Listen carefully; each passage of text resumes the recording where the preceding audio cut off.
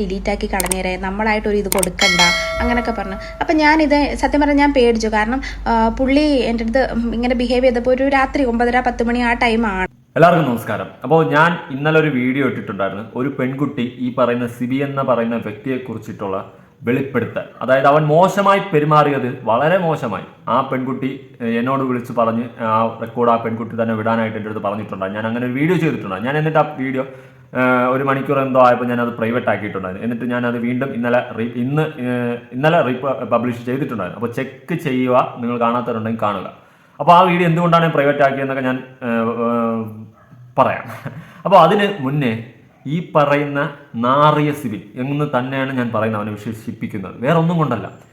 ഈ വീഡിയോ കാണുന്നതിൽ എത്ര അമ്മമാരുണ്ട്, എത്ര സ്ത്രീകളുണ്ട്, ആരൊക്കെ ഉണ്ടെന്ന് എനിക്കറിയില്ല. എന്തായാലും നിങ്ങൾ ആരെങ്കിലുമൊക്കെ ഈ വീഡിയോ കാണുമ്പോൾ നിങ്ങളൊന്ന് ആലോചിക്കേണ്ടതെന്ന് വെച്ച് കഴിഞ്ഞാൽ, നാളെ നിങ്ങളുടെ മകൾ അല്ലെങ്കിൽ നിങ്ങളുടെ ഭാര്യ, നിങ്ങളുടെ ആരെങ്കിലും സഹോദരി ഒരു സ്ഥാപനത്തിൽ ജോലിക്ക് പോയി കഴിഞ്ഞാൽ അവിടെ മുതലാളി എന്ന് പറയുന്ന ഒരുത്തൻ കാണും. ഏതൊരു സ്ഥാപനത്തിൽ പോയാലും നല്ലവരായ മുതലാളികളുണ്ട്, ഇല്ലെന്നല്ല. പക്ഷേ അങ്ങനെ ഒരു സ്ഥാപനത്തിൽ പോയിട്ട് അവിടെ നിന്ന് വെറും മോശം അനുഭവം, ഈ പറയുന്ന മുതലാളിയുടെ ആ ഒരു കീഴിൽ നിന്ന് വളരെ മോശമായ അനുഭവം ഉണ്ടാകുമ്പോൾ ആ പെൺകുട്ടിക്ക് പ്രതികരിക്കാൻ പറ്റാതെ പോയാൽ അതിൻ്റെ മുഖ്യ കാരണം ഈ പറയുന്ന നിങ്ങൾ വീട്ടുകാരാണ്. അത് ഭർത്താവാം, സഹോദരനാവാം, അച്ഛനാവാം, അമ്മയാകാം, ആരുമാകാം. നിങ്ങൾ വീട്ടുകാരായിരിക്കും. 100% ഞാൻ ഗ്യാരണ്ടി പറയാം. കാരണം നിങ്ങൾ വീട്ടുകാർ ഈ പറയുന്ന പോലെ ഈ പെൺകുട്ടികൾ എന്നെ കോൺടാക്ട് ചെയ്തതിൽ ഒട്ടുമിക്ക പെൺകുട്ടികളും പറയുന്നത്, ചേട്ടാ എനിക്ക് വീട്ടിൽ പേടിയാണ്, അച്ഛന് ഇതുപോലെ ഭർത്താവ്, കുടുംബ പ്രശ്നം, ഞങ്ങൾക്ക് പ്രതികരിക്കാനുള്ള ധൈര്യമില്ല, ഈ സാധനങ്ങളൊക്കെയാണ് എന്നോട് പറയുന്നത്. സത്യം സീരിയസിൽ എനിക്ക് വിഷമമാണ് തോന്നുന്നത് ഇതൊക്കെ കേൾക്കുമ്പോൾ. കാരണം അവർ പേടിക്കുന്ന ആരെ? ഈ പറയുന്ന വീട്ടുകാരെ. അപ്പോൾ ഈ വീട്ടുകാരുടെ സപ്പോർട്ട് ഉണ്ടെങ്കിൽ നമുക്ക് തിരിഞ്ഞു നോക്കാൻ ജീവിതത്തിൽ ഒന്നുമില്ല ബാക്കി. അപ്പോൾ ആ കുട്ടികൾക്ക് എന്താ ആവശ്യം അവിടെ? വീട്ടുകാരുടെ സപ്പോർട്ട്. നിങ്ങളുടെ മകളുടെ അടുത്ത് ഒരുത്തൻ മോശമായി പെരുമാറിയാൽ അത് ആ മകൾ നിങ്ങളോട് പറയാൻ ധൈര്യം കാണിച്ചില്ലെങ്കിൽ അത് തെറ്റ് വീട്ടുകാരുടെ ഞാൻ പറയത്തുള്ളൂ. വേറെ ഒന്നും കൊണ്ടല്ല. ആ മകൾക്ക് എന്തും ഓപ്പണായിട്ട് പറയാൻ അത്രയും ഒരു ഫ്രീഡം ഉണ്ടെങ്കിൽ ആ മക്കൾ പറയുകയും ഈ പറയുന്ന വീട്ടുകാർ നീ പ്രതികരിക്കണം എന്ന് പറഞ്ഞ് ധൈര്യത്തോടെ വിടും. അതായിരിക്കണം വീട്ടുകാർ. അപ്പോൾ ആ മക്കൾ നിങ്ങളുടെ അടുത്ത് പറയാൻ പേടിക്കുന്നുണ്ടെങ്കിൽ, അല്ലെങ്കിൽ ഭർത്താവിൻ്റെ അടുത്ത് പറയാൻ പേടിക്കുന്നുണ്ടെങ്കിൽ അത് ആ വീട്ടുകാരുടെ, ആ ഭർത്താവിൻ്റെ ഒക്കെ തെറ്റാണ്. മനസ്സിലായ? സത്യം പല്ലിയടിച്ച് സത്യം അതാണ്, അത് അവരുടെ തെറ്റാണ്.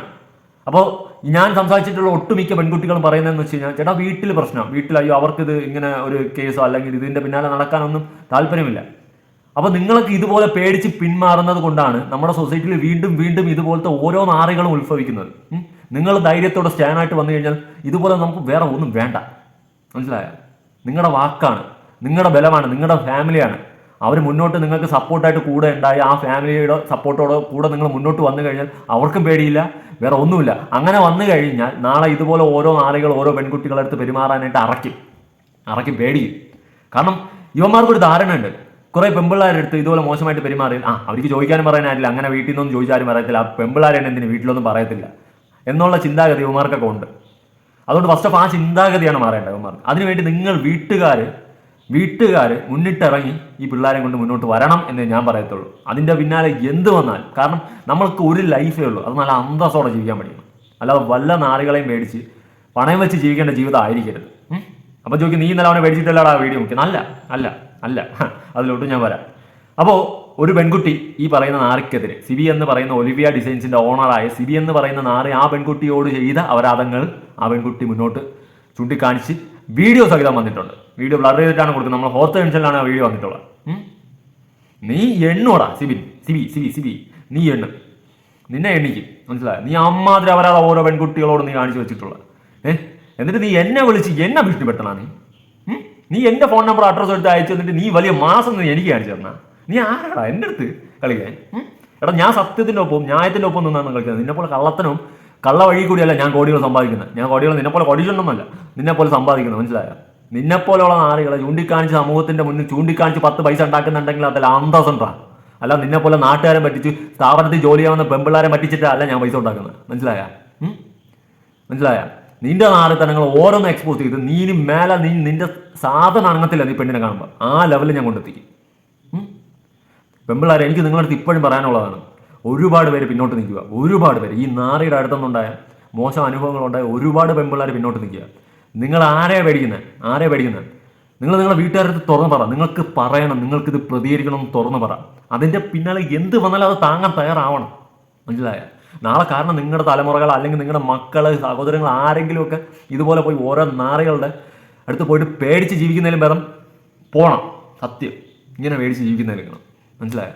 ഞാൻ ഇന്നലെ ആ ഒരു വീഡിയോ പ്രൈവറ്റ് ആക്കി. സത്യം ഞാൻ സീരിയസ്ലി പറയാം, ആ പെൺകുട്ടിക്ക് മുന്നോട്ട് വരാൻ ധൈര്യമില്ല. അതുകൊണ്ടാണ് ഞാൻ പ്രൈവറ്റ് ആക്കി. പക്ഷേ ഞാൻ ഇന്നലെ തന്നെ പബ്ലിക്കാക്കി. ഞാൻ ആ പെൺകുട്ടിയെ പറഞ്ഞ് കൺവിൻസ് ചെയ്തിട്ടുണ്ട്, പേടിക്കണ്ട. മനസ്സിലായോ? ധൈര്യമായിട്ട് നിങ്ങൾ മുന്നോട്ട് പോവാം. ഇനി ഒരു തരത്തിൽ ഒരു പെണ്ണിൻ്റെ മേലിൽ ഇമാതിരി ഒരു പെണ്ണിന് താല്പര്യമില്ലാതെ അവളെ ദേഹത്ത് തൊട്ടാൽ വെട്ട വേണ്ടി വിരൽക്കള അല്ല തലേന്ന് ബാഹുബലിയിൽ പറഞ്ഞ ഓർമ്മയുണ്ട ആ സാധനമായിരിക്കണം. മനസ്സിലായോ?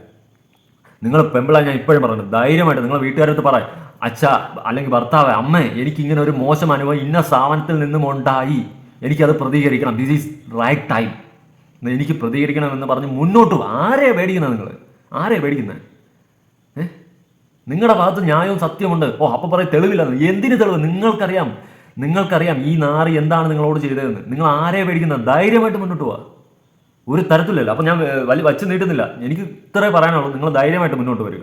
പിന്നെ ഒരു മോശം അനുഭവം ഒരു കുട്ടിക്ക് ഉണ്ടായിട്ടുണ്ട്. എന്നാൽ ആ കുട്ടി മുന്നോട്ട് വന്നിട്ടുണ്ട്. ഞാൻ വീഡിയോ ഒന്ന് കൊടുക്കാം. അടിപൊളി സിബി മോനെ, നീ എനിക്ക് എൻ്റെ ആധാർ നമ്പർ നീ എനിക്ക് അയച്ചു തന്നല്ലേ, നിന്റെ പാൻ കാർഡ് നമ്പർ ഞാൻ അയച്ചു തരട്ടാണ്, നിനക്ക് അങ്ങോട്ട് ഇപ്പം അയച്ചു തരാം.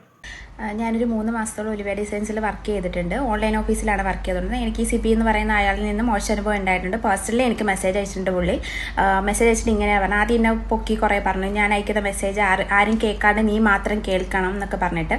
ആ മെസ്സേജ് ഞാൻ പ്ലേ ചെയ്യുന്ന സമയത്ത് എൻ്റെ കൂടെ 2 കുട്ടികളുണ്ടായിരുന്നു.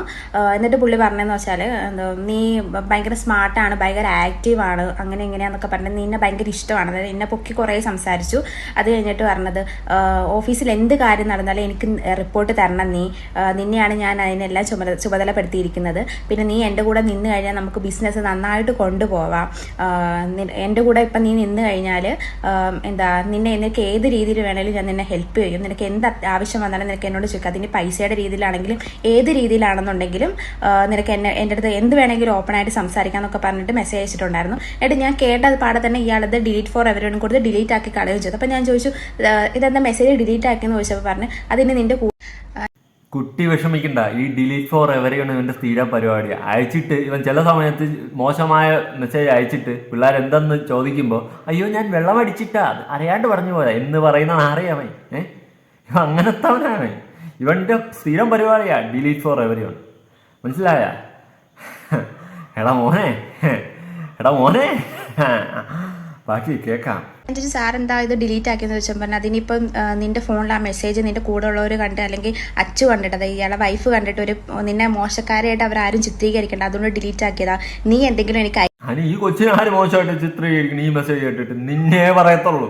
എൻ്റെ അച്ചു ചേച്ചിക്ക് എന്താ? അയ്യോ അച്ചു ചേച്ചി ഇന്നലെ വിളിച്ചിട്ട് അങ്ങ് ഘോര പ്രസംഗിച്ചല്ലോ എൻ്റെ അടുത്ത്. ഇന്നലെ വിളിച്ചിട്ട് എവിടെ പോയി? ഇപ്പം എവിടെ പോയി?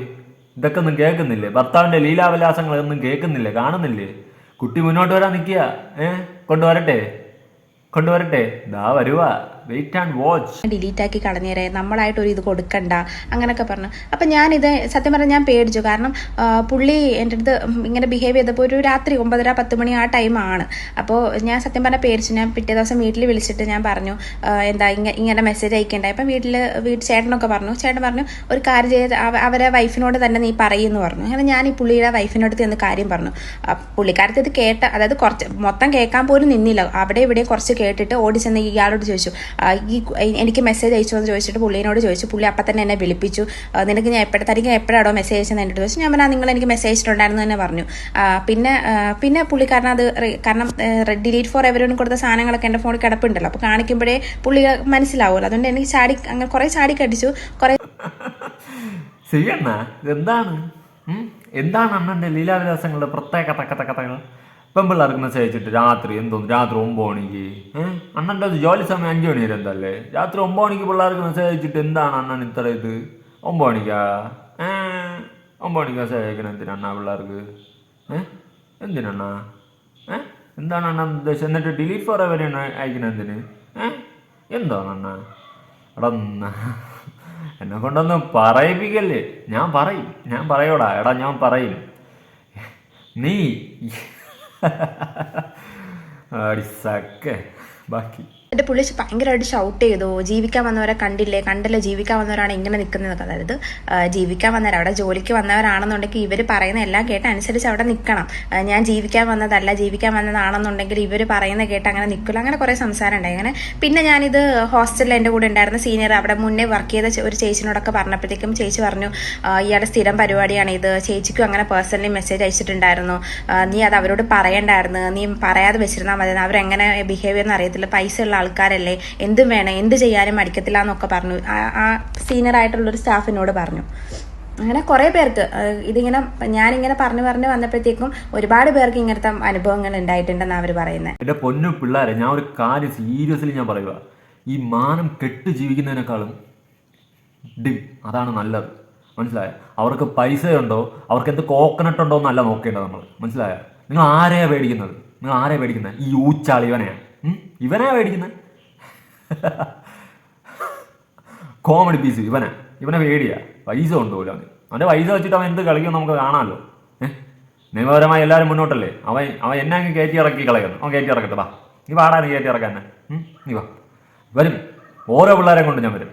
നീ ഇത്രയും ഉളുപ്പില്ലാത്ത പരിപാടി കാണിച്ച ഓരോ പിള്ളേരെയും കൊണ്ട് അവിടെ വരും. നീ ഇതിനെല്ലാം എണ്ണി ഉത്തരം പറയണം. പിന്നെ ചേച്ചിക്കൊന്നും അറിയണ്ടല്ലോ. ചേച്ചി കുറച്ച് അന്തസ്സാണ്. നിങ്ങൾ ഇടയ്ക്കിടയ്ക്ക് ദൈവത്തിൻ്റെ പേര് പറയുമല്ലോ. നിങ്ങൾ ഇനി മേലാൽ ഈ ദൈവത്തിൻ്റെ പേര് ഉച്ചരിക്കില്ല, ദയവ് ചെയ്ത്. നിങ്ങൾ ഈ പറയുന്നവർ എക്സ്പ്ലനേഷൻ ഡെയിലി ഇടാറുണ്ടല്ലോ. ഇന്ന് എൻ്റെ തമ്മനയിൽ വെച്ചിട്ട് ഇന്നലെ എടുത്തിട്ടുണ്ടല്ലോ വീഡിയോ, എൻ്റെ ഫോട്ടോയിൽ ഡിമ്മൊക്കെ ഇട്ടിട്ട് ഞാൻ അങ്ങ് പേടിച്ച് പോയെന്ന് വിചാരിച്ച്. ഫിനിക്സ് പക്ഷിയെ പോലെ പറന്നു പോയാണെന്ന് എനിക്ക് അറിഞ്ഞൂടാ. പക്ഷേ ഉള്ള കാര്യം ഓപ്പണായിട്ട് അങ്ങ് പറയും. മനസ്സിലായോ? ഞാൻ വീഡിയോ മുക്കിയതിനനുസരിച്ച് പ്രൈവറ്റ് ആക്കി വെച്ചതാണ്. വേറെ ഒന്നും കൊണ്ടല്ല.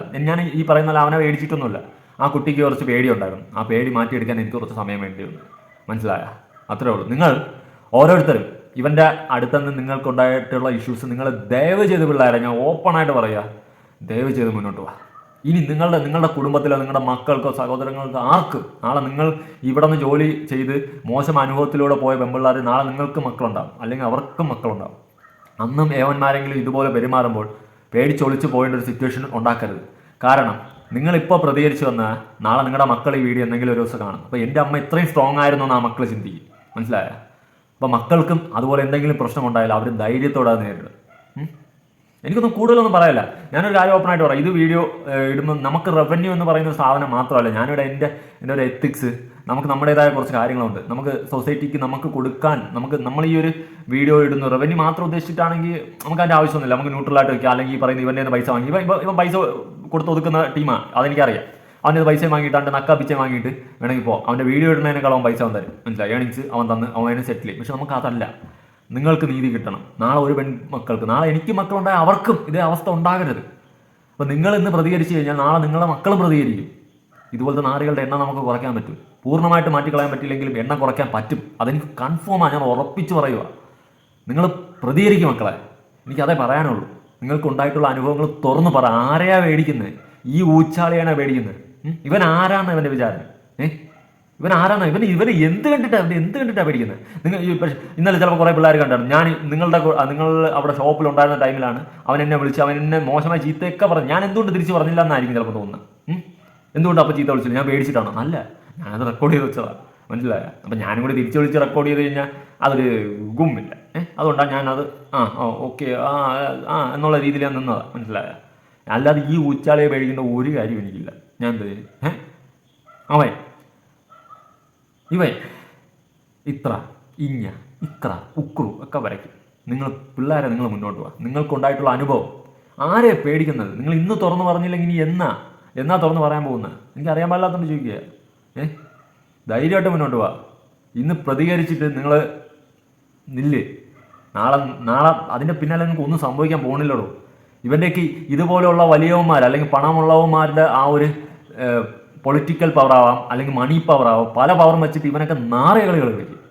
അതെല്ലാം അയ്യോ അവന് പൈസ ഉണ്ട് അതുകൊണ്ട് നമ്മൾ ഒതുങ്ങിപ്പോയി കഴിഞ്ഞാൽ അത് ആ വഴിക്കങ്ങ് പോകും. നാളെ ഇത് കണ്ടിന്യൂ ആകും. ഇവൻ എത്ര വർഷം കൊണ്ടെന്നറിയുമ്പോൾ ഈ പരിപാടി തുടങ്ങുന്നത്. ഇതിലേതെങ്കിലും ഒരു പെൺകുട്ടി പ്രതികരിക്കേണ്ട സമയത്ത് കൃത്യമായി പ്രതികരിച്ചിരുന്നെങ്കിൽ ഇവൻ ഈ നാറിയ പരിപാടി പിന്നെ കണ്ടിന്യൂ ചെയ്യുമായിരുന്നു. ഇല്ല.